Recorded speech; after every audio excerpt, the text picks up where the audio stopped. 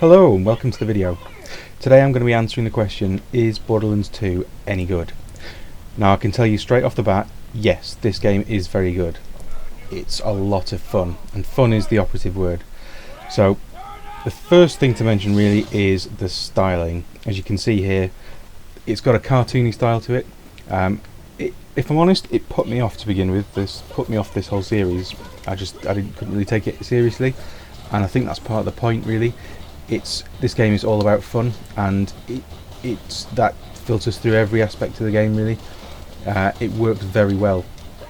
The styling there's a very slick intro at the start, and every sort of important character and boss like this guy here has their own little intro. It works. You don't really notice it after a while. It just seems to fit in well with everything, and it gives it a bit of a unique look really. You don't get I find now if I watch say if I watch Twitch and there's people playing first person shooters, I can't always tell which one they're playing because they all look the same, whereas this has got a unique look to it, and it does work. It's quite stylish. The baddies look good, you know, and it also filters into the way the characters behave. The enemies say little things to you. There's humour running all the way through it. Like I said, it's a fun game. It's all about fun. So it looks fun, looks stylish, and the characters are funny. Even like when you buy and sell ammo, the vending machines have got funny little quips. The little robot that takes you around for the first sort of, almost like the tutorial robot, I suppose he is. He says some ridiculous things, and it's just the whole game. That's how the whole game works. Really, is just fun. Moving on to sort of the gameplay side of it, it follows through really the fun element. Your character's very customizable. There's several different sort of character classes you can choose from depending on how you want to play. For this video, I've just taken a kind of vanilla commando type chap. There are other sort of more magical or stealthy characters.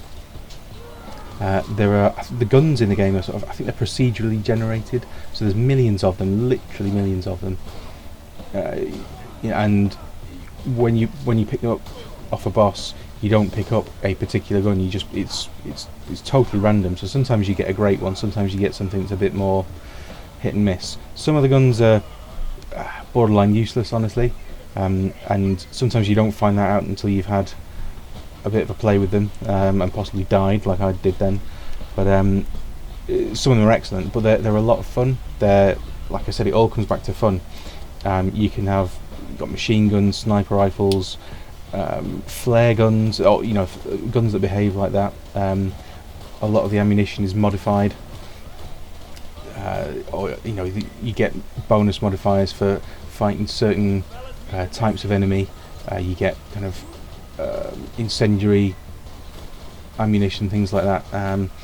The thing I've just used there is my special power, which comes with being a commando, and that's a turret. Each different character that you choose to play with has their own special power, which has got like it's about a minute's cooldown or a 40-second cooldown, something like that. But it's a fun game. It's lots and lots of fun. The levels themselves, it's kind of linear. It's not completely linear. There's an element of open worldness to it, but it's not truly open world like something like Fallout. It's more like the Outer Worlds, if you've seen that, or just trying to think of other games. But it's certainly, I wouldn't say it's truly open world, but it doesn't feel too constrained. When you go on a mission, the geography usually lends itself to you just going on that mission right now. You don't feel like you're being I don't know, it doesn't feel too hemmed in. You kind of have these hubs where you can pick up several missions, and you'll find that one mission is this way and another mission is the other way, and it just works. It works quite nicely. This is the flare gun I was telling you about. It's just one of many guns. It's not an actual flare gun. It just behaves a bit like one. There's just lots of great little things about it, I have to say. I was really impressed with this game, having been a little bit sceptical about it before I played it. The combat itself, again, is quite fun here. I'm a bit of a cagey sort of fighter. I tend to stay back and shoot things, but you get little scores when you hit, so you know when you critted people, which is also quite satisfying. When you get a headshot, you get like a much bigger damage bonus. The enemies are varied. They're quite. Some of them are, to begin with, they're very easy, but then the difficulty ramps up quite quickly. So it is a challenge. I think I died twice during this mission. Okay, it's my first go at it, but and this is about the third sort of main mission in. So it's not too easy, but you can, once you die, you can just. I found after I died, I went back and I sort of respect my character. There were weapons I didn't even know I had. There are also grenades, which can be a game changer. You're only allowed 3 of them at once, or you can only carry 3 at any one time. But there's lots of different types of ones, so you effectively carry a grenade, but you have like a modification on it. It's a bit of a strange setup, but it works. You can have like sticky grenades, bouncy grenades that only explode when they hit people, things like that. So it's yeah, there's a big variety of stuff. So you can customize it to suit your playstyle.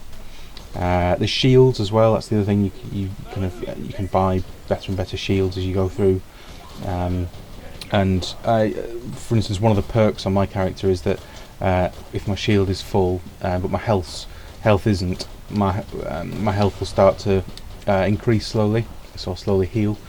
And that's the character perks are quite deep. There's lots and lots of them with each character, so you can really sort of customize your character as you level up.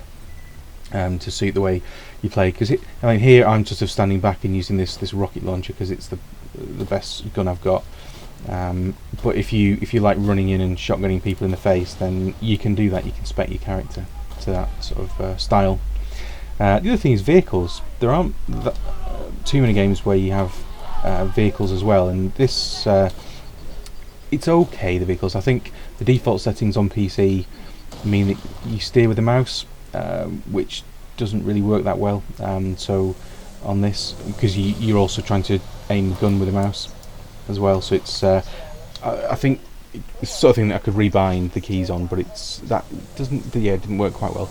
But the vehicle controls generally are quite nice, and you can run monsters over as well as shooting them with massive cannons, which is always fun. Once you get the vehicles after Captain Flynn, I think, which is like the 3rd or 4th mission, and then that's when the levels start to sort of expand a bit. So without the vehicles, it would be too big, be too broad, and it also makes like a nice transition between mission areas. You can see here it's opening up a bit. It's a broader sort of space, but again, it works. It's fun. It's not too serious. You know, if you the first thing you're asked to do in your car is jump over a bridge that's been blown up, which again just goes back to, this is a fun game. This is what you do. So it is a lot of fun. I hope you found this video informative. Please hit like and subscribe if you did, and be sure to hit the bell notification as well, then you'll be notified whenever I make a new video. Okay, thanks for watching.